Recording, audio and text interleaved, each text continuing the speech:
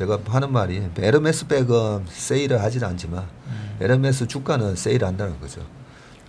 이런 거 보면 JP 모가는 뭐 자이언트 스텝을 넘어서 울트라 스텝에 대한 불안감은 약간 누그러진 것 같은 그런 느낌을 받았습니다.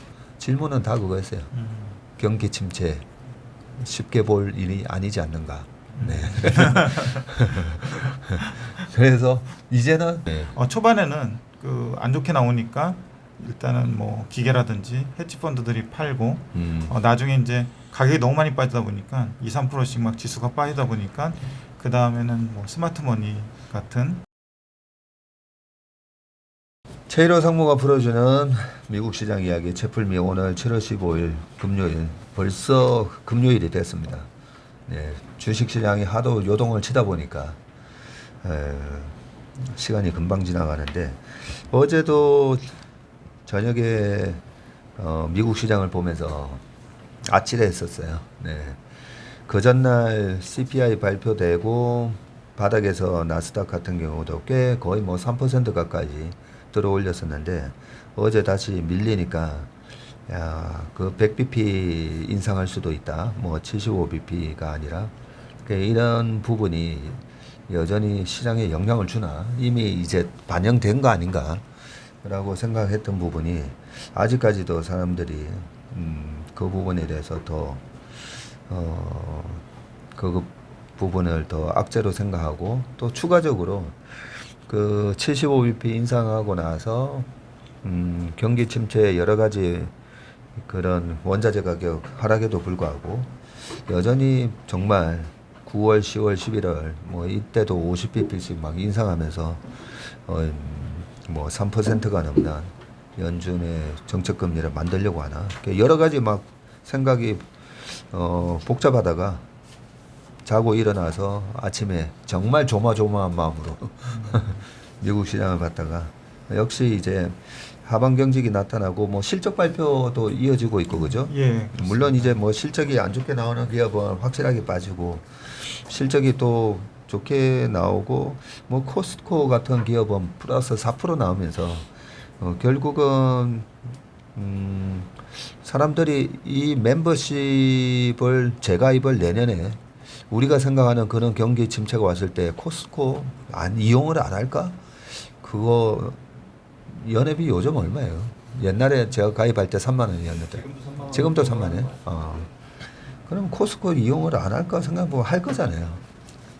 지난 얼마 전에 샤넬백 사는 사람 여전히 샤넬백 살 거고 코스트코 이용하는 사람 코스트코 이용할 거고 그렇게 생각하면 그게 합리적이라고 생각하는데 어제 코스트코 같은 경우에는 플러스 4%로 끝나고 TSMC도 플러스 끝나고 그런 모습이 나왔어요. 네. 두 가지 중점적으로 봤는데요. 네. 하나는 PPI 네. 생산자 물가 지수하고 하나는 JP 모건 실적 발표였는데요. 사실 PPI 관련해서는 그냥 숫자 확인하는 정도라고 생각을 했습니다. 네. 왜냐하면은 6월 달에 원유 가격이라든지 네. 원자재 가격이 중하순에 피크아웃을 했기 때문에 그 영향이 고스란히 반영될 거라고 생각을 했고요.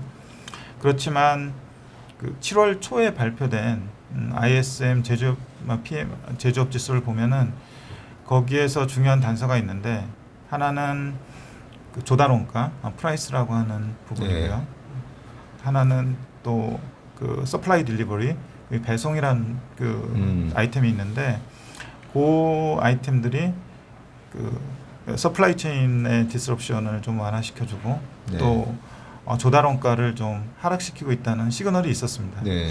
그래서 PPI 같은 경우는 좀 전에 말씀드렸듯이 이번에 나오는 거는 확인하는 정도고 네. 다음 달에 반영될 이번 달 거는 분명히 빠진 원자재 가격을 반영하면서 빠질 거다라고 네. 생각을 하고 있습니다. 그리고 그러니까 뭐 MOM으로 전달 대비해서 1.1% 나왔는데 예. 다음 달부터는 숫자가 좀 완화될 것 같아요. 예. 좀 빠지면서 나올 것 같고요. 그리고 그 CPI나 PPI 그 발표됐을 때 패턴을 보면은 네. 초반에는 그 안 좋게 나오니까 일단은 뭐 기계라든지 헤지 펀드들이 팔고 음. 나중에 이제 가격이 너무 많이 빠지다 보니까 2~3%씩 막 지수가 빠지다 보니까 그 다음에는 뭐 스마트머니 같은 예. 좀 영리하게 그 플레이하는 투자주들이 들어오지 않았을까. 그래서 네. 어제도 보면은 저점에서 한 2% 정도 네. 다 3대 지수가 반등을 했거든요. 그러면서 좀 지수는 강보합 약보합으로 끝났는데 예. 그 이후에 JP모건의 실적 발표가 있었는데 JP모건 뭐 한 3% 정도 어제 하락을 했고요. 네. 그 이유를 보면은 그 CEO인 제이미 다이먼의 네. 그 향후 경기에 대한 전망 자체가 너무 안 좋기 때문에 네. 충당금을 이제 더 쌓으면서 작년에 그 충당금 쌓았던 거가 환입되는 네. 그런 엽기적 효과가 나타나면서 네. 실적이 좀 안 좋게 나오는 그런 상황이 발생을 했고요. 음. 이런 부분은 이제 좀 경기 둔화 구간을 거치면서 또 경기가 업사이클로 가면은 충분히 환입될 수 있는 부분이라서 좀 지금 실적 나쁘고 뭐 52주 신저가 나오는 부분들은 좀 기다리면은 요 부분 같은 경우는 해소될 수 있는 부분이다라고 생각을 하고 있습니다. 네. 그래서 JP모건 실적 발표 좀 자세히 들여다보면요. 시총이 317빌리언 달러고요. 주가가 108달러, 그리고 PER은 한 9.3배, PBR이 1.2배입니다. 1.2배 수준이 어느 수준이냐면은 히스토리컬리 봤을 때 하단 수준이고요. 네. 전에 그 코로나 터졌을 때 한 3개월 정도 그 이 PBR이 1배 수준까지 빠진 적이 있었습니다. 그런 다음에 이제 그 연준이 부양책을 정부의 부양책, 연준의 통화 완화책을 내놓으면서 주가가 급반등하는 상황이 발생을 했었고요. JP모건도 고점 대비는 한 40% 빠졌죠. 예, JP모건도 그렇습니다. 올해 그 YTD로는 한 30% 정도 빠졌고요. 예. 그래서 고스란히 그 경기 둔화 또 장단기 금리 차 역전 이런 부분에 영향을 받고 있고요. 네. 이 그 미국의 인베스트먼트 뱅크들이 소비자 금융도 소매 금융도 있지만 캐피탈 마켓 관련된 IB 쪽도 있기 때문에 그런 주식시장 영향도 좀 받습니다. 그래서 네. 그 금리가 올라가면서 NIM은 좀 높아진다고 하더라도 캐피탈 마켓이 지난 2분기에 부정적으로 영향을 미쳤기 때문에 그 부분에 좀 영향이 있어서 그 IB 쪽 그 실적이 좀 빠지는 모습이 보였고요.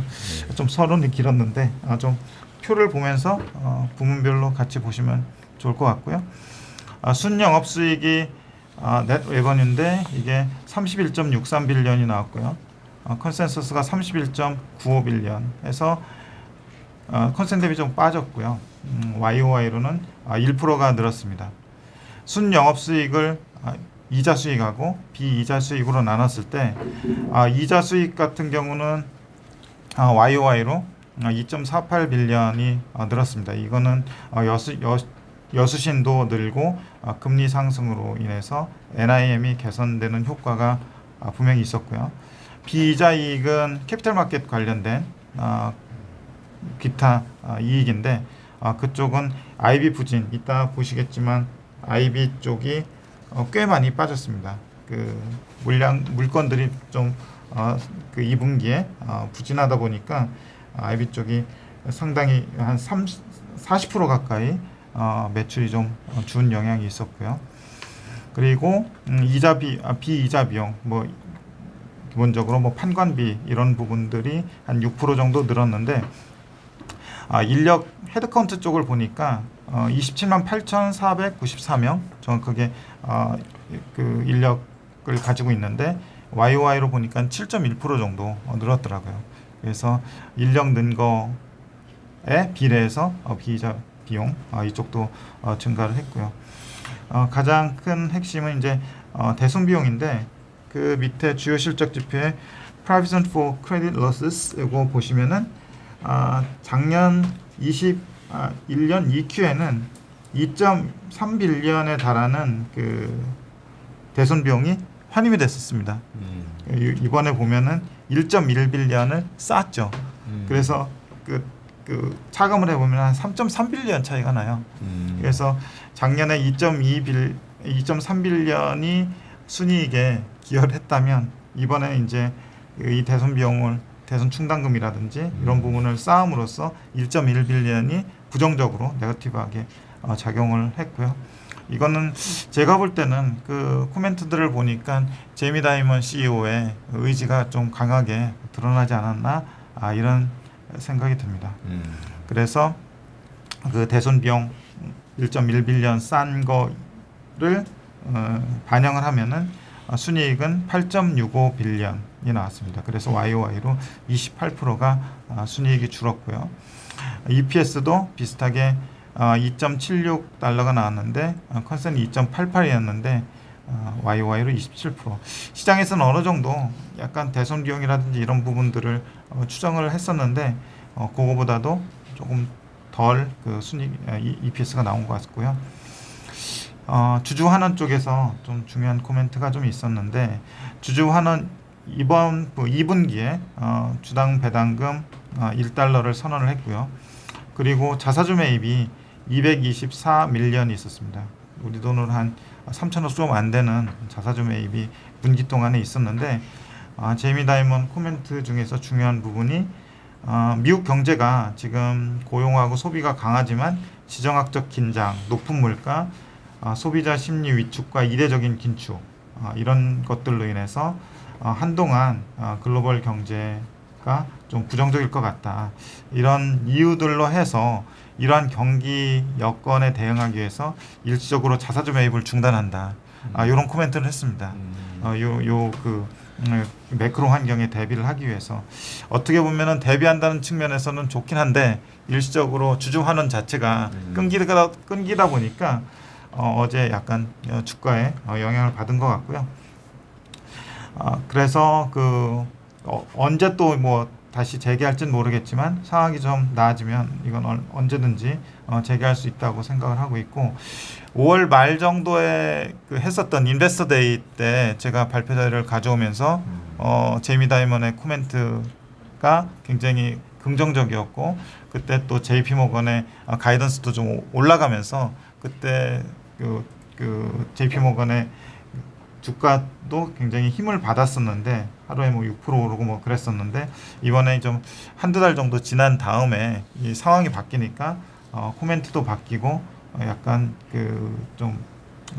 자산 건전성을 좀 보완하려는 그런 움직임으로 가지 않았나 싶습니다. JP 모건은 그 부문별로 보면은 크게 4개의 부문인데요. 소매금융하고 IB하고 그리고 커머셜 뱅킹, 법인 고객 부동산 서비스, 그리고 자산운용, 고객 자산 관리, 에셋 앤 웰스 매니지먼트 이런 식으로 돼 있는데 하나같이 그 전 부분에 걸쳐서 아까 대선 비용 관련해서 그런 부분을 쌓은 것이 전 부분의 바텀 라인에 좀 부정적 영향을 주었고요. 다만 좀 고무적인 게 지금 소비라든지 사람들의 소비 지출이라든지 이런 것들이 줄지 않고 있다는 것이 확인이 되고 있는데요. 이를테면 소매금융 쪽에서 예금이 13% 늘고 대출이 2% 정도 늘었는데 거기 밑에 빨간 줄로 보면 데비트 크레딧 카드 매출 이 JP모건이 발행하는 데비트 카드하고 크레딧 카드가 있는데 그 매출이 YOY로 15%가 늘었습니다. 이거는 이제 사람들이 소비가 그만큼 죽지 않았다는 걸 의미하고요. 지금 소비 심리 자체는 뭐 지표로 보면은 굉장히 안 좋은 상황인데 실제 사람들이 소비하는 데이터를 보면은 약간 심리하고는 좀 다르다. 이런 거를 좀 증명해 주는 것 같아요. 그래서 하는 말이 여행하고 외식 수요가 증가해서 그렇다고 얘기를 하고 있고요. 그리고 모바일 이용 고객도 YOY로 11%가 늘었다고 합니다. 그 다음에 그 IB 쪽하고 뭐 트레이딩 부분을 보면은 확실히 그 증시가 안 좋다 보니까 IB 쪽 수수료가 줄었고요. JP 모건이 글로벌 IB 중에서 최강자로 알려져 있는데 2분기에는 작년보다 3.2빌리언 작년 2분기에는 3.2빌리언의 인베스트먼트 뱅킹 쪽에 수수료 수입이 있었는데 작년보다 37%가 준 금액입니다. 그리고 토탈 마켓이라고 하는 거는 트레이딩 수익이고 뭐 브로커리지 수익 다 망라한 건데 2분기에 굉장히 변동성이 컸잖아요. 그러다 보니까 이쪽은 YY로 15%가 늘었습니다. 변동성이 크면 이제 그만큼 트레이딩의 수요가 많아질 수 있으니까 요 정도 늘는 거는 맞는 것 같고요. 그리고 채권하고 주식 공이 15%씩 다 늘었습니다. 그리고 커머셜 뱅킹 법인 고객 중에서도 거기 법인 파트 쪽에서도 여신하고 수신이 다 늘었고 다만 그 여신 증가하고 경기 둔화에 따라서 대손 비용을 설정을 했는데 작년에 환입됐던 것이 이번에 또 대손 비용 설정으로 되면서 바텀 라인이 좀 줄어들게 됐고요. 그 뒤에 보시면은 그 에셋 앤 웰스 매니지먼트 이 고객 자산 관리인데 AUM이 JP 모건이 2.7트릴리언이 있는데 2.7트릴리언이 YY로 8%가 줄어든 금액입니다. 왜냐하면 2분기에 미국 주가 굉장히 안 좋았잖아요. 이 그 시장 마켓 프라이스를 여기다가 반영을 하다 보니까 마켓 하락 영향이 있어서 전체 AUM은 8%가 줄었고요. 이쪽도 여신이 11%, 수신이 22% YI로 꽤 크게 늘었습니다. 그리고 non-interest expense 비이자 비용이 YY로 13%가 늘었는데 성과급 비용이 좀 증가해서 그렇다고 얘기를 하고 있고요. 그래서 전반적으로 이자 이익 쪽은 높은 금리를 상대적으로 높은 금리를 유지하면서 장단기 금리 차 하락에도 불구하고 선방하고 있다.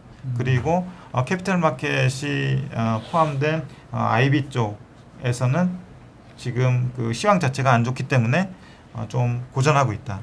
그리고 전체 경기 여건은 CIO 전체 그 회사 정책상 좀 보수적으로 보고 있기 때문에 대손 비용은 좀 늘렸다. 이렇게 요약할 수 있을 것 같고요. 이 분위기 자체는 주식시장이 살아나고 경기 여건이 좀 바닥을 치거나 좀 올라가는 모습들이 나오게 되면은 요 안 좋았던 부분들이 턴어라운드 할 수 있을 것 같습니다. 근데 그 시점이나 그 구간은 좀 우리가 좀 알긴 얻었기 때문에 좀 살펴봐야 될 거, 계속 지켜봐야 될 것 같고요. 주가 흐름하고 밸류에이션 보면은 연초 대비 한 30% 정도 하락을 했고요. 그리고 PBR은 지금 1.2배를 기록을 하고 있는데 1.2배를 뚫고 내려간 구간이 보니까 2020년 3월부터 5월 구간이더라고요. 그때 이제 굉장히 그 시장 자체가 안 좋았고 글로벌 금융주들의 센티도 안 좋으면서 한 3개월간 고전을 하다가 그 이후에 계속 그 치고 올라갔었는데 확실히 그 밸류에이션 상단에 부딪히면은 꺾이더라고요. 이게. 예. 그래서 상단 자체가 1.7배인데 우리나라 금융주들 뭐 0.4배 이러잖아요. 그러니까 그런 거에 비하면 굉장히 좀 높은 밸류를 받았었던 거는 분명한 것 같고요. 지금은 다시 이제 그게 거꾸로 돼서 밸류에이션 하단 쪽에 내려와 있는 상황이라서 좀 전에 말씀드린 그런 매크로 경기 여건이나 주식시장 환경 이런 거에 따라서 주가는 앞으로 좀 향방이 결정이 될 것 같습니다. 이상입니다. 그 자사주 매입은 중단하더라도 이 주당 배당금 1달러 이거는 이제 분기 배당인 거죠? 예, 분기 배당을 유지합니다. 그거는. 네. 예. 그러면 분기 배당 1달러면 총 4달러면 지금 108불이니까 예. 거의 또 시가 배당률이 4% 예, 그렇습니다. 네, 가까이 나오네요. 예, 그 이유가 이제 주가가 너무 내려왔기 때문에 배당 수익률은 좀 올라가는 효과도 있죠. 네. 예. 거기다가 지난번에도 은행주들은 보면 다들 그 코로나 위기 때도 그렇고 처음에 충당금을 왕창 잡잖아요. 예. 왕창 잡으면서 실질적으로 크게 타격을 받는 것처럼 그렇게 보이지만 지나고 보면 충당금 잡았던 거가 거의 다 환입이 되면서 맞습니다. 그 다음 해 충당금 환입에 의한 조금 전에 보여주셨듯이 2021년 작년 21년 EQ. EQ나 예. 이럴 때는 또 왕창 환입이 또 들어오면서 이익으로 잡히고 예. 은행주는 이 충당금하고 환입 이 부분을 잘 봐야 되는데 위기 때는 어쩔 수 없어요. 충당금 예. 잡아야죠. 뭐. 예. 그리고 이번에 1Q도 보면 러시아 관련해서 충당금을 그때 설정을 또 했었는데 예. 2Q도 경기가 안 좋을 수 있으니까 예. 이렇게 충당금을 쌓겠다. 뭐 예. 이거는 당연히 이제 은행의 경영자라면 해야 되는 부분이고 우리가 투자하는 사람들 입장에서는 이런 게 이익이 왕창 줄고 손실이 발생하니까 PBR이나 PER이 확 떨어지는데 실질적으로는 이게 또 환입이 될 가능성이 경기가 우리가 생각하는 만큼 그렇게 나빠지지 않은 거죠. 예, 이게 다 환입이 되는 거라서 보니까 그 160불 넘었던 게 지금 108불이니까 어제 보니까 에르메스 주가가 뭐 1600불 하던 게 뭐 1000불 960 갔다가 뭐 1000 이러더라고요. 어제도 이제 일반 뭐 투자자들 모임 이런 데 가서 제가 하는 말이 에르메스 백은 세일을 하진 않지만 에르메스 주가는 세일한다는 거죠. 이런 거 보면 JP 모간은 금융주로서 어떤 회사인가 명품이잖아요. JP 모간도 어떻게 보면 명품 기업인데 우리가 코로나 때도 뭘 내가 투자를 해서 뭘 사야 되지 그런 거 고민할 거 없이 그냥 JP 모간 주식 사면 돼요. 그렇죠. 골드만삭스랑 그런 것처럼 지금 PBR 1.2배가 깨졌다가 또 나중에 1.7배까지 올라가니까 실질적으로는 100달러 하는데 배당 1년에 4%씩 받고 다시 160불, 170불 가면 수익률이 뭐 60% 이렇게 나니까 정말 이 명품백보다 이 명품 주식을 이렇게 싸게 살 수 있는 그런 기회가 되고 있다라는 좀 생각이 듭니다. 네. 어제 그 CPI 9.1% PPI요. 예. 아니요. 우리가 어제 아침에 그 CPI. 6월 CPI 9.1%. 맞습니다. PPI는 어제 이제 11.2%가 나왔고 예. 이게 이제 1981년 12월 달에 그때 8.9% 나왔었거든요. 그 전달 보면 10월 달 이럴 때는 이제 10% 이상 나오긴 해요. 근데 1981년 12월 달에 8.9% 이후 최고라고 해서 제가 다우 지수를 정확하게 이제 찾아보고 이 차트도 우리 요 링크 밑에다가 이제 붙여 놓겠지만 1980년 12월 달에 다우 지수가 964였어요. 근데 1981년 12월 달 되니까 875까지 떨어지면서 마이너스 9% 났죠. 근데 이 구간 동안에는 페드가 계속 정책 금리도 올리고 CPI도 계속 올라갈 때였어요. 그런 구간이다 보니까 제가 빨간색 박스로 이제 해놨는데 1978년에서 79년 넘어갈 때 그때 2차 오일 쇼크가 있었거든요. 2차 오일 쇼크 때문에 이런저런 말들이 나오면서 주가가 보면 78년 저점을 한번 깨죠. 80년대 초에.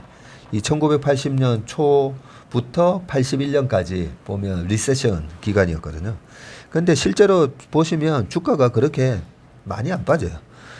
80년 초에 저점을 깼던 주가가 랠리가 왔었고 그러고 나서 다시 CPI가 계속 고공행진하다 보니까 어쩔 수 없이 폴 볼커가 그때 정책금리를 21%까지 올리고 그런 와중에 주가가 이렇게 빠집니다. 근데 82년 말 기준으로 82년 12월 81년이죠.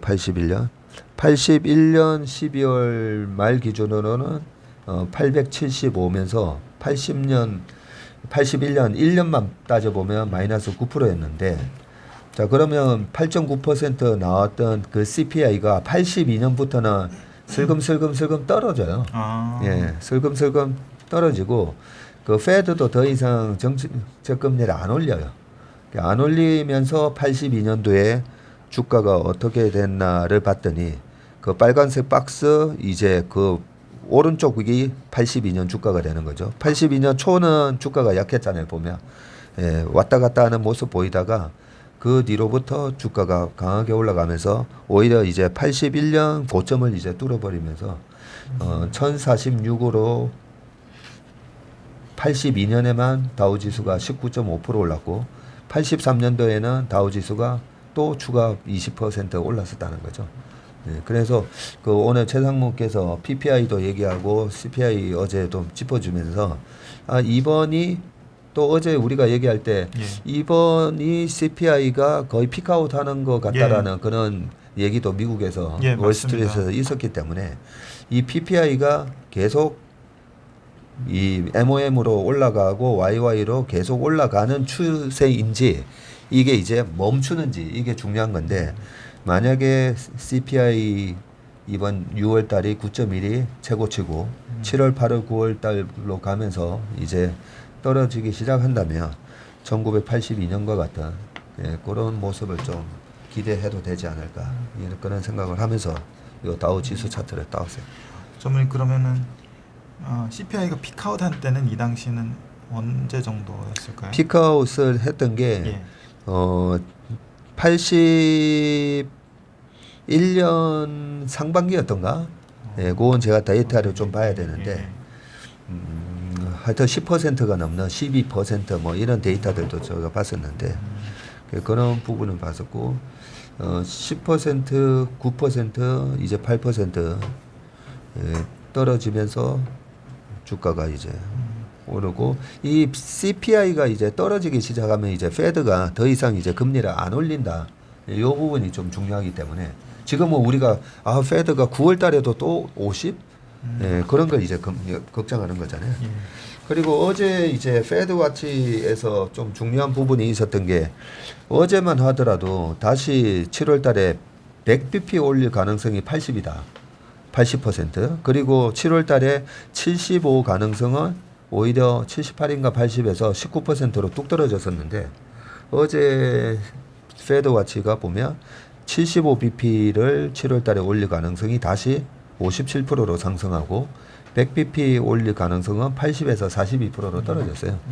예. 거기다가 이제 블러드 세인트 루이스 연은 총재가 지금 100bp는 아직 아닌 것 같다라는 이런 얘기를 좀 해주면서 예. 이 100bp 뭐 울트라 스텝 뭐 자이언트 스텝을 넘어서 울트라 스텝에 대한 불안감은 약간 누그러진 것 같은 그런 느낌을 받았습니다. 그렇게 막 투표권을 가진 연준 인사들이 하면은 그 수치들이 확확 바뀌는 것 같아요. 네. 그래서 저는 이제 제이미 다이먼 회장의 얘기도 그렇고 최근에 이제 기업들이 보면 전부 다 이제 감원하잖아요. 그래서 저는 이 페드가 이렇게 뭐 공격적인 금리 인상 이렇게 되면 경기 침체 오니까 너네들 알아서 좀 선제 조치를 해. 여기에 일사불란하게 미국 기업들이 빅테크 기업부터 사람 딱딱 자르면서 거기에 동조를 해주잖아요. 네. 그리고 제이미 다이먼 회장 같은 분이 앞으로 경기가 상당히 심각할 수 있으니까 그러면서 이제 이렇게 대손충당도 왕창 잡아버리고 예. 실적도 약간 깨면서 전체적으로 저는 미국이 보면 참 정부와 기업과 그다음에 중앙은행이 이렇게 그동안에 그 케인즈가 탄생한 이후로 그 한 100년 동안에 정부가 경기를 굉장히 잘 컨트롤하면서 경제를 이끌고 나가는 그런 모습을 좀 볼 수가 있고 우리 투자자 입장에서는 이런 공포감으로 방금 JP 모건 뭐 PBR 1.2배 그리고 제가 봐도 PBR 1.2배에다가 퍼 8배의 주식 살 수 있는 거잖아요. 이런 명품 주식을 이렇게 싼 가격에 살 수 있는 그런 기회를 이런 경기 침체에 대한 공포감. 어제 제가 저녁 때 그 투자자 모임에 강의할 때도 질문은 다 그거였어요. 경기 침체 쉽게 볼 일이 아니지 않는가. 네. 그래서 이제는 다들 그렇게 인지를 하고 있다는 거죠. 네. 그런 생각을 좀 해봤습니다. 네, 오늘 최풀미 우리 제이로 상무님 좋은 자료 감사하고 수고 많으셨고 주말 잘 보내시길 바랍니다. 예, 감사합니다. 네, 수고하셨습니다. 예.